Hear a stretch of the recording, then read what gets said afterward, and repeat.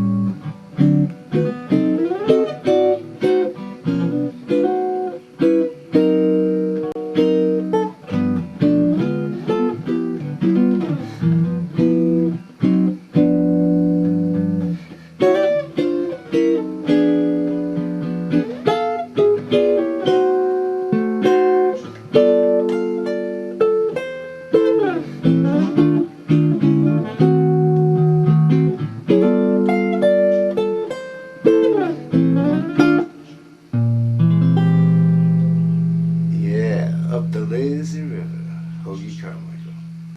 Hi, my name's Steve. I'm at the Guitar Summit, and I want to share with you some ideas on how to harmonize a melody. We're going to take a look at the great singer-songwriter Hoagie Carmichael's great song, Lazy River. This was a big hit for the Mills Brothers, and I got the melody from the fake book. It's the real book, actually, and so we're going to take a look at it. Basically, we'll take a look at the each note. We're going to harmonize each and every note of this song.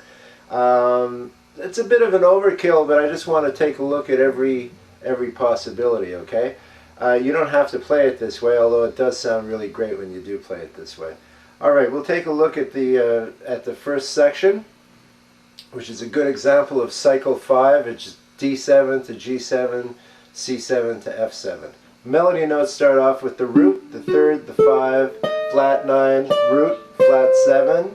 Chromatically approach the root from below. Go back to the flat 7 to the 13, flat 13.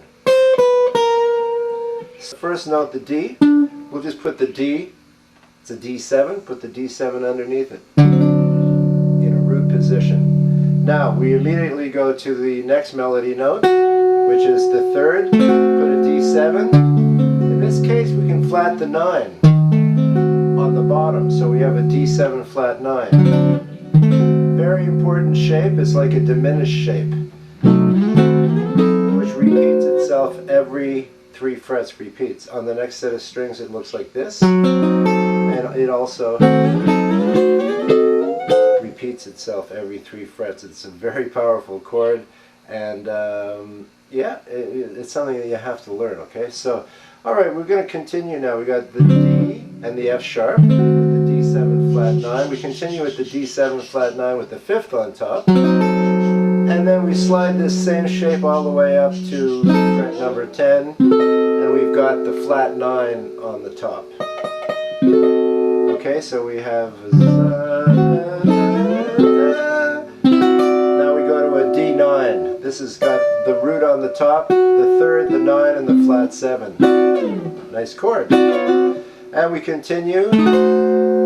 This is D7 with the flat 9, and then we jump down here to chromatically approach the root. We're going to use this shape. It's a D7 with a 13. Okay, you got the tritone on the bottom, the root, and the 13.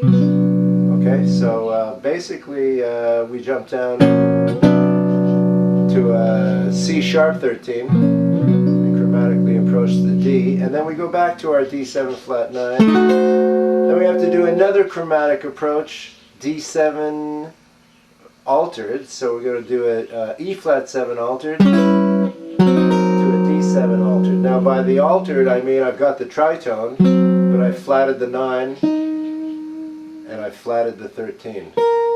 So the voicing without the root would be here normally, D, and the tritone, flat 9, flat 13. So we chromatically approach it. Now that takes care of the first D7, and altogether it sounds...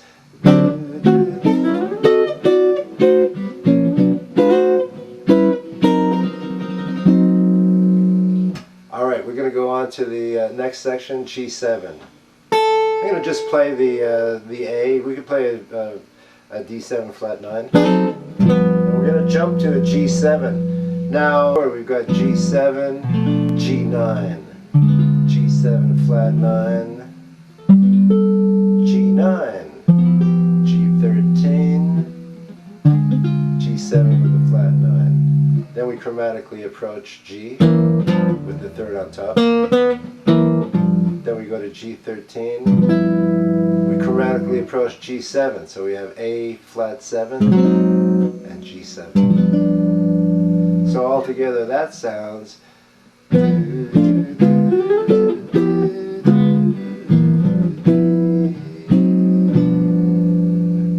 We'll continue now. We go to the C7. The melody note starts on the third, jumps up to the 9, to the root, flat 7, chromatically approach the flat 7, that's right. So C7, C9, C9, chromatically approach the flat 7. We could doubly chromatically approach the flat 7 there. That would sound like this.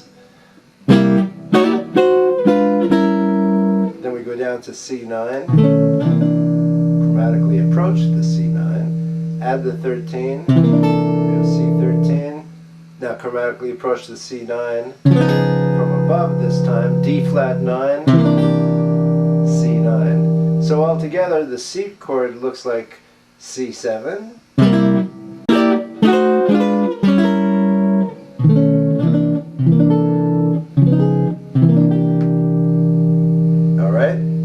now we'll go on, go to the F chord.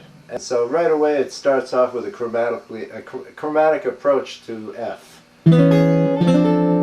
Okay, so that's an F6 shape there. That's E6, chromatically approach the F6. We immediately go to A minor and double chromatic down to a G minor. There's the melody note now, G on top. C9. Chromatically approach F6, F7,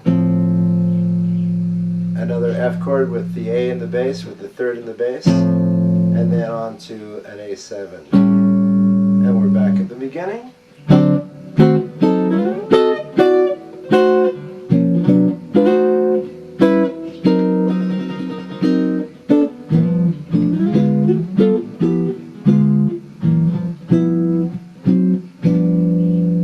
To go to the B flat. So we go to B flat 6 and B flat major 9. Here we've got the 9 on top, 5, 3, major 7.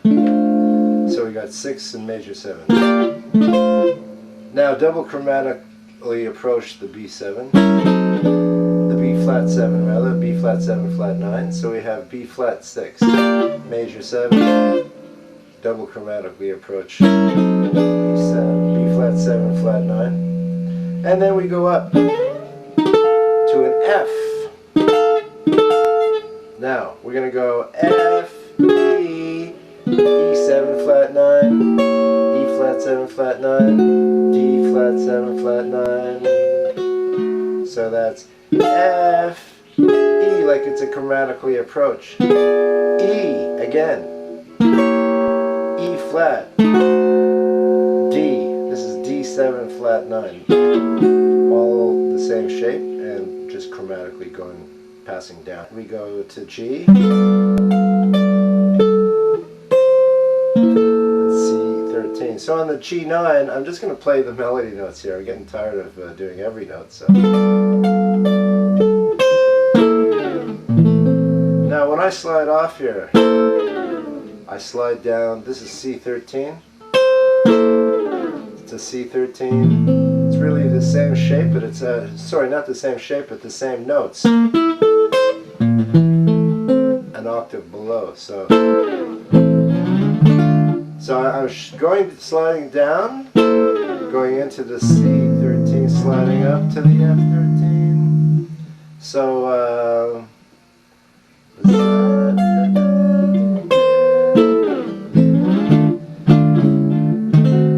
that's a little chromatic approach there off the F, da, da, da, da, then to B7 flat 9, C13, C13, F13, and end it off with, this is a great chord. It's the 4 chord, B flat, and it's a B dominant chord, B flat 7, and in this case I've got the sharp 11 on the bottom, while the root's on the bottom, and then the next voice is the sharp 11, the 7, the 9, and the 13. You can play it up here too. Alright, so that's it. Enjoy.